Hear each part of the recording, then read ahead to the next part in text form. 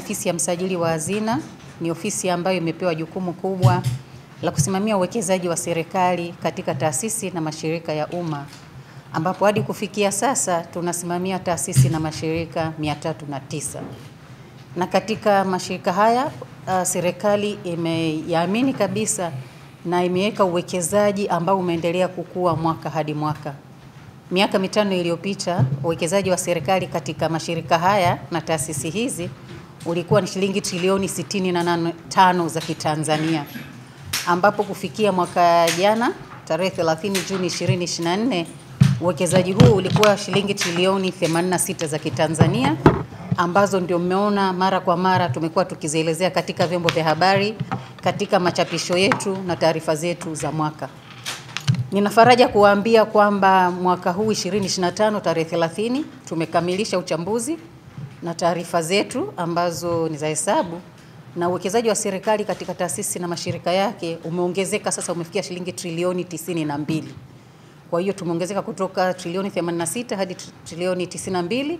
ambapo ni uwekezaji mkubwa sana by any standard. Mashirika haya yana maamuzi makubwa sana katika maisha yetu ya siku hadi siku, ambapo pamoja na yote tukiangalia katika dira yetu ya taifa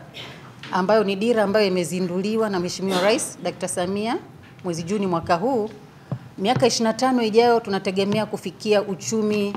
wakati wa dola za Kimarekani trilioni 1, ambapo katika trilioni 1 hiyo ambayo tunatakia kuifikia kwa miaka 25 ijayo, sasa hivi ni bilioni 85 za Kimarekani. Kwa hiyo ili tuweze kufikia kiasi hicho ambacho nimekitaja, hatuna budi kufanya kazi tofauti. Hatuna budi kufanya kazi kwa viwango ambavyo ni vya juu kabisa, na ndio maana sasa tumeona tukae mahali hapa tuelezane uwekezaji huo pamoja na yote ambayo yamefanyika, lakini kikubwa zaidi tuangalie mustakabali wa taifa letu kwenda mbele. Kwa hiyo sisi kama wasimamizi wa taasisi na mashirika ya umma pia tuko hapa leo katika kusihi mashirika yetu na taasisi ambazo tunazisimamia pamoja na watumishi wetu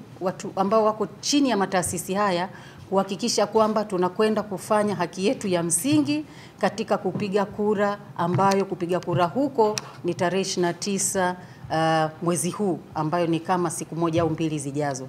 Kwa hiyo sisi tunaamini kwamba mashirika yetu na taasisi zetu na watumishi walioko mahali hapa, ili kuweza kufikia uchumi ambao nimeitaja, ili kuweza kutekeleza majukumu yetu na kuhakikisha kwamba vipaumbele vyetu ambao nimevitaja hapa vinatekelezeka, tuende tukapige kura, tuchague viongozi wetu ili waweze kutuongozea jahazi letu hili